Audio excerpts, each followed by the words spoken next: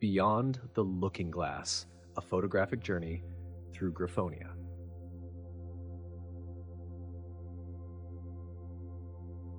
Concluding my studies, I felt better equipped for another visit to the Looking Glass. As I gradually eased myself into the sacred chamber, I noticed that the overwhelming effects I felt from my previous visit were considerably diminished this time. Furthermore, I had come better prepared, having located a directory cataloging all the realities discovered thus far. At Ms. Bordeaux's gentle prompting, a technician joined us at the controls, and together we embarked on an exhilarating journey through the multiverse. Before we delve further, let me elucidate the helpful infographic displayed above. Among the 537 cataloged realities, only a handful exhibit sufficient distinctive features within the range of the mod to earn them a unique nickname. Simply listing them in sequential order would prove insufficient for researchers to differentiate between them effectively. Instead, each reality receives a designation based on the following criteria: its numerical order of discovery, the nearest star, the nearest planet, the observed level of life, the stage of civilization, and the presence or absence of mana. However, for the purpose of my tour, I focused on exploring the realities with designated names, as the remainder appeared rather mundane. Etherhaven 019BGGMCNAM0. Upon the establishment of the Multiverse Research Institute, there existed little hope that their endeavors would yield anything beyond vast stretches of empty space and lifeless planets. Discovering signs of life after only 19 attempts far exceeded everyone's expectations. The initial glimpse into reality number 19 unveiled a dense yellow fog, illuminated by a faint light that barely penetrated the clouds above. The mod's range pushed its limits, yet it fell short of escaping the gas giant's atmosphere. The observation team was nearly ready to move on when one member noticed a silhouette swimming against the air currents. Soon, they had captured the first images of life on an alien world. This newfound excitement reignited their spirits, driving them to discover the complete biosphere. Within Etherhaven, the most advanced life forms are ethereal, delicate creatures resembling jellyfish. They float gracefully through the upper layers, relying on photosynthesis and their tendrils to gather organic compounds. Their greatest threats are strong gusts of wind, prompting them to split their time between seeking sunlight and evading the tempestuous storms that frequent their world. Crackling Frost 36D, DI, N, NA, M0. No life has been found in this reality, yet it remains one of the most extensively studied by astrophysicists and geologists.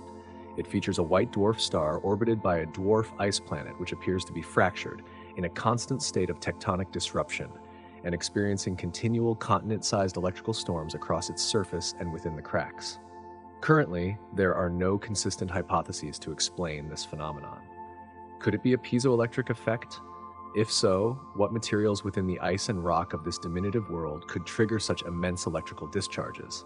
Might the entire planet be composed of wintergreen hard candy? Another possibility is that the physical laws in this reality differ from those in our own. Given our observations of mana's effects in 2 subsequent realities, could this be the result of mana? Dr. Sato has thus far been unable to definitively determine the plausibility of this scenario. Unfortunately, we lack the ability to peer beneath the ice and discern the exact mechanism at play. Passing the MOD's area of observation below yields no insights.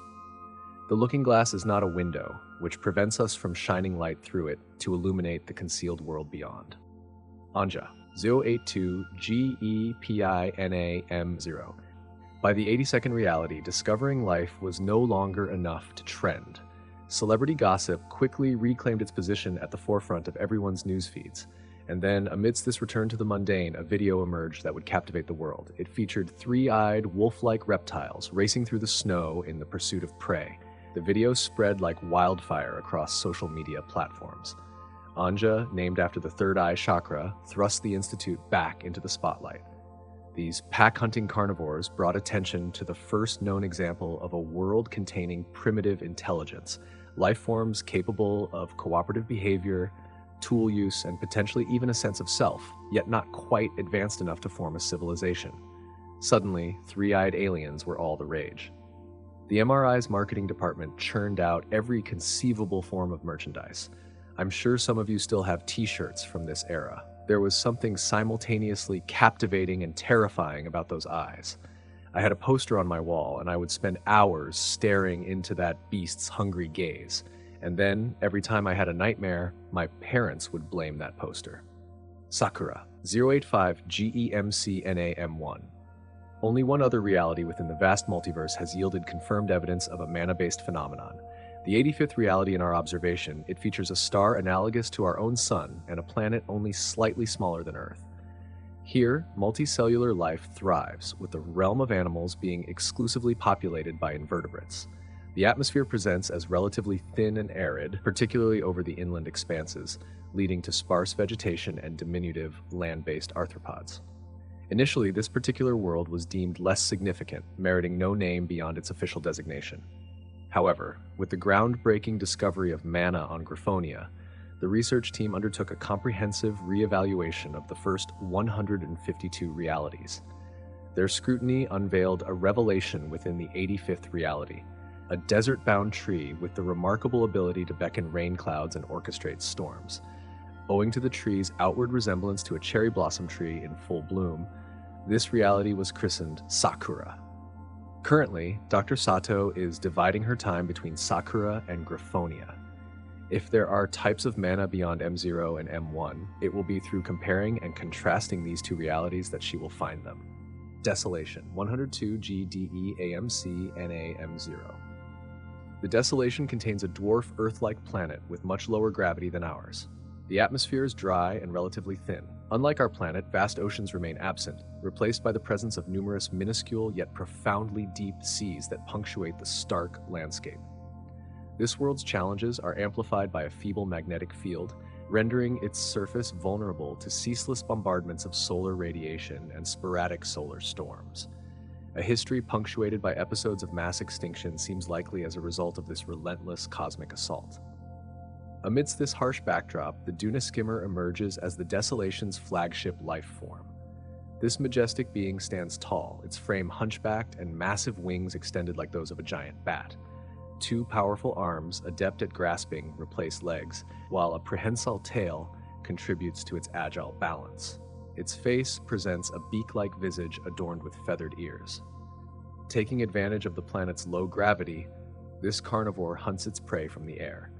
It captures terrestrial creatures that eke out survival along the fringes of the scattered oases. Carried aloft thanks to the feeble gravity, it transports its quarry to the desolate wastelands for consumption. Aurelia, 221, GSEMCNAM0. Naturally, I couldn't skip over Ms. Bordeaux's favorite reality. This reality contains a super Earth with gravity over twice our own, making it a harsh environment for land animals similar to those we are familiar with. Instead, something akin to coral has colonized the surface. These tiny polyps utilize the abundant reserves of quartz sand to construct glass-like structures, which both shelter and provide support to their soft bodies, helping them withstand the oppressive gravity. At first glance, the landscape seems as desolate as the previous reality I presented. However, this vast emptiness is interrupted by the presence of stunning, iridescent monoliths. The land coral generates new branches with each generation, expanding upon the remains of the previous generation.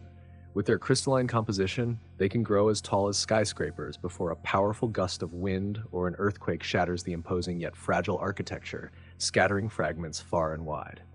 Yet, this is not the end. These shards simply mark a new beginning. The survivors serve as the foundation for the next shimmering edifices, which will ultimately meet the same fate as their predecessors. Event Horizon, 256, SBH, NNA, Though devoid of life or even planets, the reality known as Event Horizon stands as one of the most profound discoveries in the realm of astrophysics. This reality provides us with the closest glimpse we may ever achieve of witnessing a black hole, and remarkably, we can do so from the comfort of the Institute's surprisingly ergonomic chairs. Dr. McKittrick has vowed to dedicate the rest of his life to the exclusive study of this reality, asserting that the potential insights it could unveil surpass all other revelations made thus far. His one complaint seems to be with the MOD's range. Imagine if the targeted region could extend itself to within the black hole's event horizon. Given that the looking glass does not need to expose itself to the gravitational forces within the reality it observes, Envision a scenario where our observers could peer into the heart of this cosmic abyss. Beyond that sphere of eternal darkness where light can never emerge, lies a realm that can only be described mathematically. However, until Mr. Park figures out how to squeeze out another couple of 100 kilometers from the MOD, this dream will remain forever just out of reach. The Abyss, 322, GOMCNA, M0.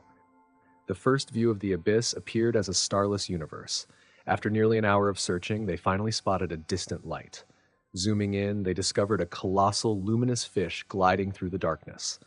Further observations revealed that the looking glass was offering them a view deep within a massive planet composed mostly of water.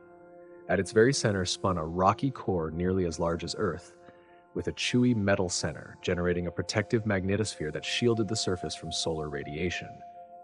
This core was surrounded by an ice shell, not formed due to coldness but rather by immense pressure. Beyond that lay an unfathomable darkness inhabited by bioluminescent giants. And finally, there was a dense, phytoplankton-rich soup near the surface. Life in this obscurity was rare, and I spent the rest of my time at the looking glass controls desperately searching for even a single glimpse of it. Unfortunately, my efforts were in vain, and I had no choice but to include the above image borrowed from the archives.